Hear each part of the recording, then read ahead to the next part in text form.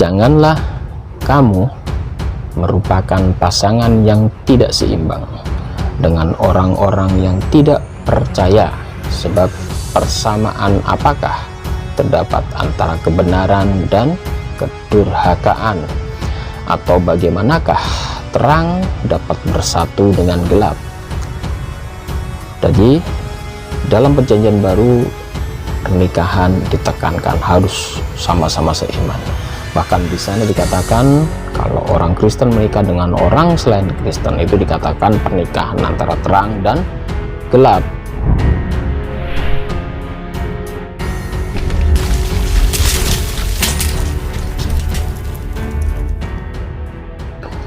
Assalamualaikum warahmatullahi wabarakatuh. Berjumpa lagi dengan saya, Edi Prayitno.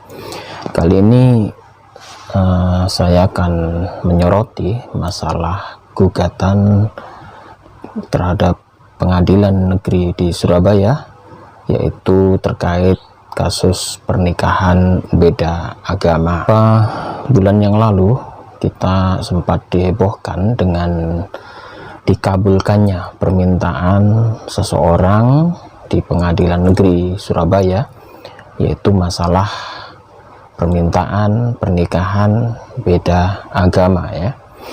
Jadi ternyata itu masih berbuntut panjang. Karena apa? Karena pengadilan negeri Surabaya akhirnya digugat oleh seseorang mempertanyakan keabsahan keputusan tersebut ya.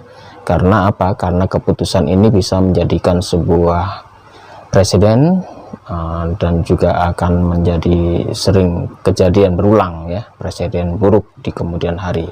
Dikhawatirnya seperti itu. Pengadilan negeri Surabaya kemarin melaksanakan sidang perdana gugatan nikah beda agama pada hari Kamis 14 Juli 2022 ya. Sidang perdana gugatan nikah beda agama ini yaitu awalnya Pengadilan Negeri Surabaya mengesahkan pernikahan beda agama yang akhirnya berbuntut panjang ya. Pengesahan itu digugat oleh 4 penggugat. Sidang gugatan pengesahan pernikahan beda agama akhirnya digelar pada hari ini ya, pada hari Kamis 14 Juli 2022. 4 penggugat diketahui menggugat keputusan Pengadilan Negeri Surabaya ya. Sidang gugatan pengesahan pernikahan beda agama digelar di ruang Tirta Pengadilan Negeri Surabaya, dan ada 4 penggugat, yakni M. Ali Mukhtar, Tabah Ali Susanto, Ahmad Khairul Gufron, dan Sodikun. Ini seperti dimuat di pemberitaan Detik News ya pada 14 Juli tahun 2022. Salah satu penggugat yaitu M. Ali Mukhtar buka suara terkait gugatan yang dilayangkan. Mereka mengaku pengesahan pernikahan beda agama ini bisa meresahkan masyarakat. Beliau mengatakan awal mulanya keresahan kita dan gugatan ini kita ajukan sebagai penetapan, yaitu permasalahannya terjadi Pengadilan Negeri mengesahkan pernikahan beda agama ya. Jadi ini terkait pernikahan beda agama di Pengadilan Negeri Surabaya, kata Ali kepada Detik Jawa Timur kemarin ya. Pengadilan Negeri akhirnya digugat masalah perbedaan agama ini, dan sidang perdananya kemarin pada tanggal 13 Juli 2022. Ali menjelaskan gugatan yang dilayangkan usai 14 hari masa kerja atau ikrah ya perihal penetapan tersebut. Namun ketika disinggung mengapa ia memberanikan diri untuk menggugat, ia mengaku bermodal nekat dan optimis saja ya. Kalau orang paham hukum, justru gugatan kami ini tidak tahu hukum. Seakan-akan kalau orang paham hukum, justru gugatan kami ini tidak tahu hukum. seakan-akan putusannya sah, tetapi itu kok digugat. Ya, memang langkah kita kalau di pandangan orang paham hukum ya mungkin dianggap kami ini bodoh, meskipun kemungkinan kita menang itu sangat kecil, ujarnya ya. Ali menuturkan dia tidak terlalu memikirkan berbagai komentar sumbang kepadanya. Begitu juga dengan 3 penggugat lainnya. Saya biasa dianggap bodoh dan saya biasa, ya sudah biar saja, tetapi ini kan giroh agama, dia bilang. Dan konstitusi negara, ya tetap kita ajukan secara hukum. Entah itu menang atau tidak, itu bukan wilayah kita, ujarnya ya. Jadi si Ali Mokhtar ini mengatakan bahwa hanya modal nekat saja menggugat pengadilan yang sudah mengesahkan pernikahan beda agama. Yang jelas ini sidangnya mulai digelar di Surabaya pada tanggal 14 Juni ya. 14 Juli 2022. Kontroversi seputar nikah beda agama kembali menyita perhatian publik setelah Pengadilan Negeri Surabaya mengesahkan pernikahan beda agama Islam dan Kristen.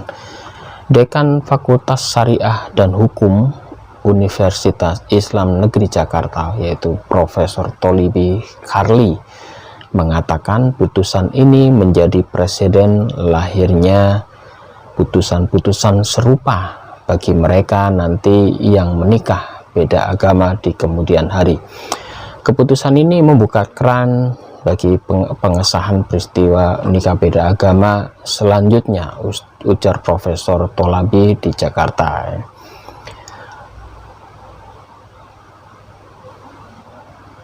Profesor dari Universitas UIN Jakarta, yaitu Tholibi Karli, mengatakan bahwa kontroversi seputar nikah beda agama ini akan menjadi presiden buruk di kemudian hari, dan keputusan-putusan serupa ini pastilah akan bermunculan kalau saja ini tidak ada yang menggugatnya ya.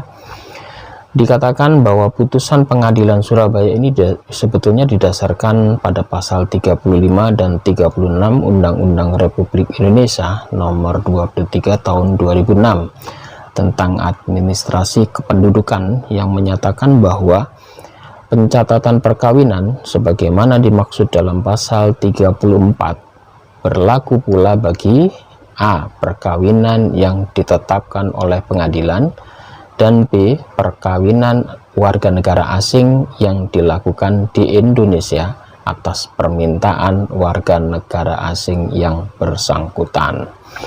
Selanjutnya pasal 36 menjelaskan dalam hal perkawinan tidak dapat dibuktikan dengan akte perkawinan. Pencatatan perkawinan dilakukan setelah adanya penetapan pengadilan ya.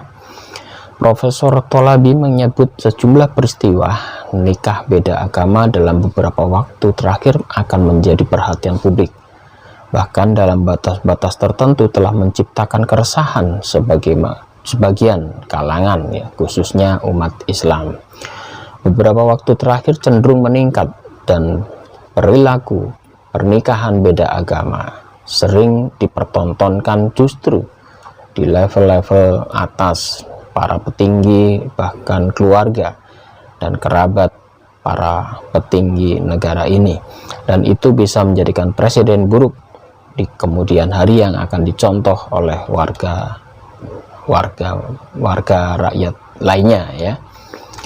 Menurut Tholibi, kontroversi nikah beda agama akan terus muncul seiring terjadinya peristiwa pernikahan beda agama yang dilegitimasi oleh negara. Sebetulnya sudah ratusan bahkan ribuan peristiwa pernikahan beda agama yang mendapatkan legitimasi dari instansi terkait, hanya saja tidak terekspos ke publik. Fakta ini menunjukkan bahwa ada persoalan krusial dari sisi norma hukum yang mengatur perkawinan di Indonesia, terang pengurus PBNU ini ya. Dalam konteks keyakinan Islam dan juga jumhur ulama muslim sepakat bahwa perkawinan beda keyakinan tidak dibenarkan oleh agama Islam. Oleh karena itu, undang-undang perkawinan mengakomodasikan bahwa dalam pasal 2 ayat 1 yang meniscayakan keabsahan suatu perkawinan hanya jika dilakukan sesuai dengan agama dan kepercayaan masing-masing.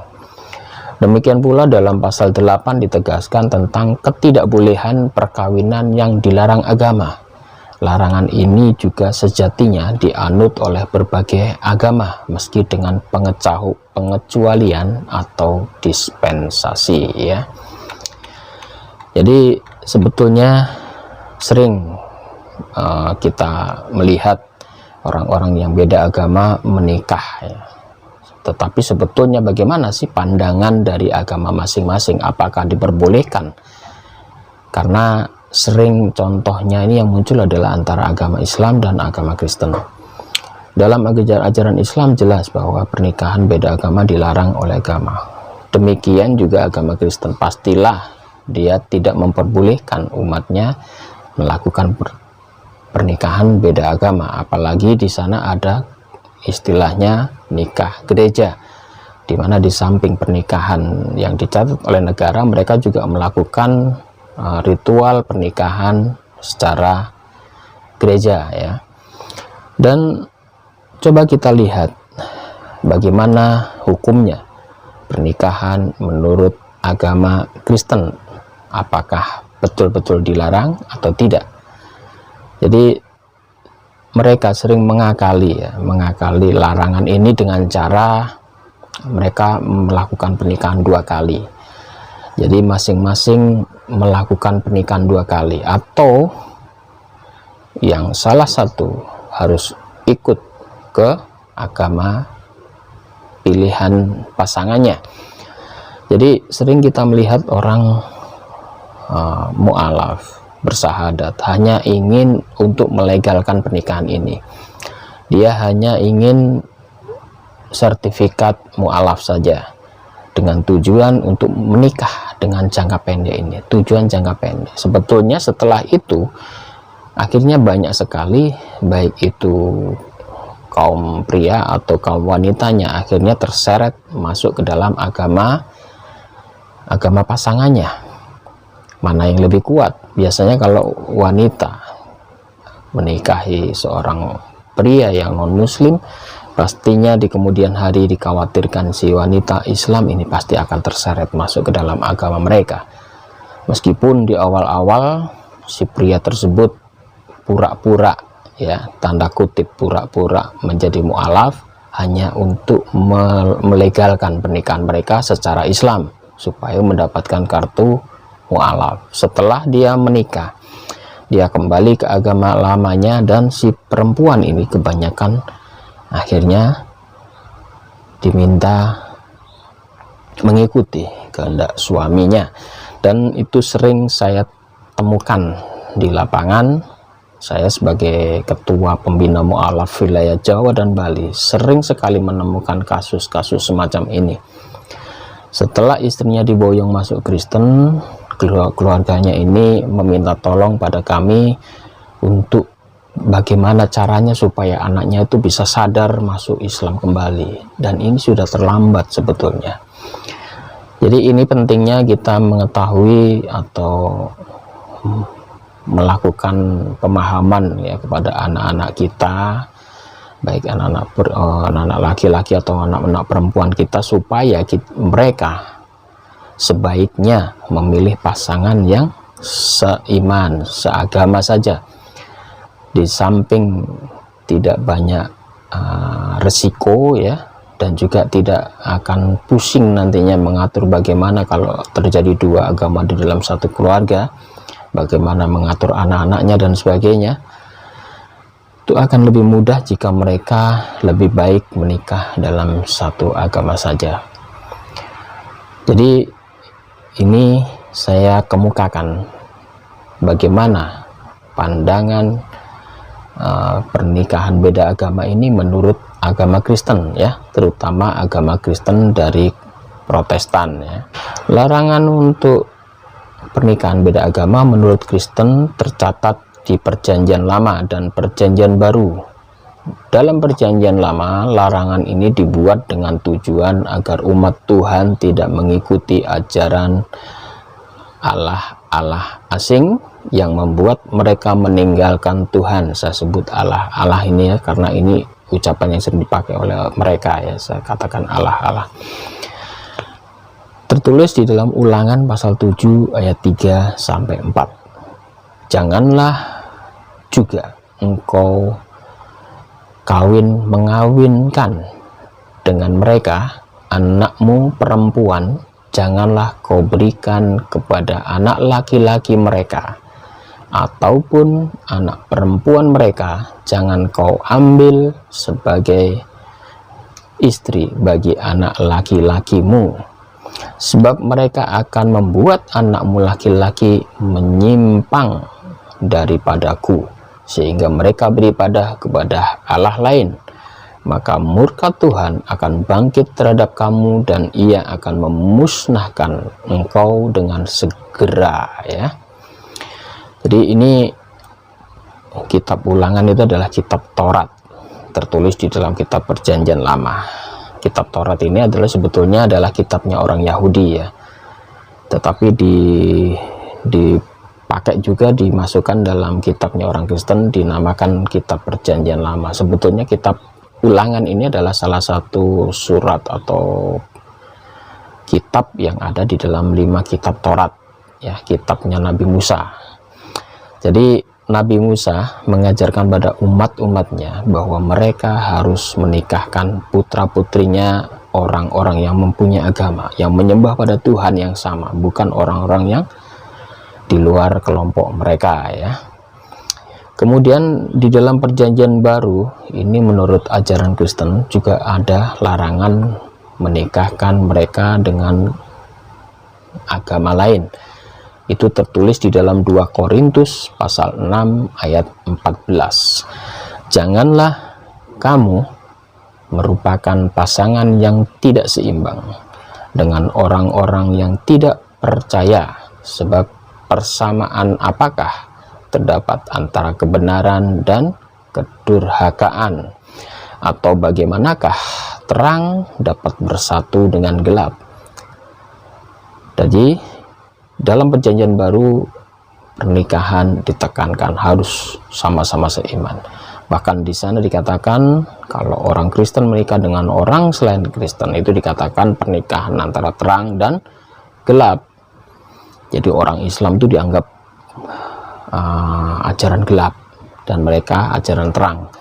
Ini doktrin dan mereka pasti akan menanamkan betul-betul ajaran ini pada putra-putra mereka atau keluarga mereka, sehingga kalau ada orang non-muslim yang pura-pura hanya sementara mu'alaf, hanya ingin menikahi seseorang, pastilah dia akan kembali lagi ke agamanya dengan perbedaan ini, bahwa sebetulnya dia adalah anak-anak terang, tidak layak untuk menikah dengan orang Islam yang dicap mereka sebagai anak-anak kegelapan.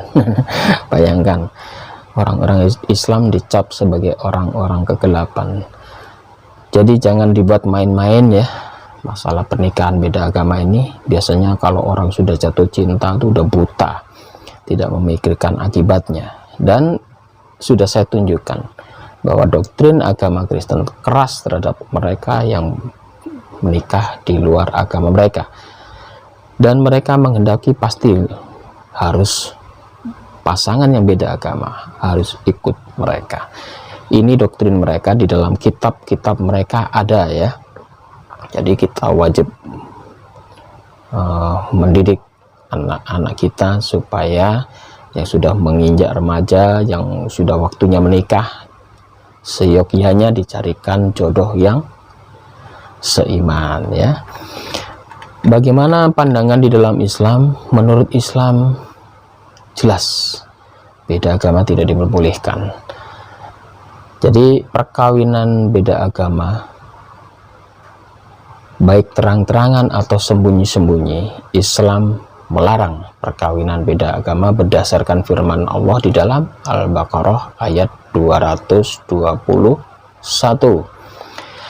Dan janganlah kamu menikahi wanita-wanita musyrik sebelum mereka beriman. Sesungguhnya wanita budak yang mukmin lebih baik daripada wanita yang musyrik. Dalam Al-Quran lebih jelas dikatakan, lebih baik kamu menikahi wanita-wanita budak daripada menikahi wanita musyrik, karena wanita budak yang mukmin itu masih lebih baik daripada wanita yang musyrik. Ayat lengkapnya dikatakan, dan janganlah kamu menikahi wanita-wanita musyrik sebelum mereka beriman.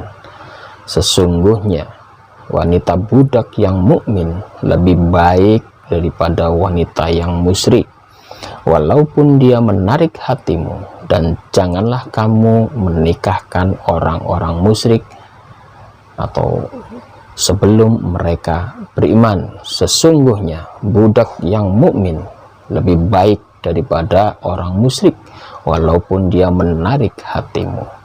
Mereka mengajak ke neraka, sedang Allah mengajak ke surga dan ampunan dengan seizinnya.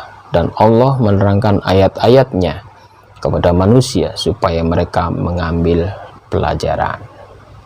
Jadi jelas ya, pernikahan beda agama di Al-Quran dilarang, tertulis di dalam Al-Baqarah 221 ya.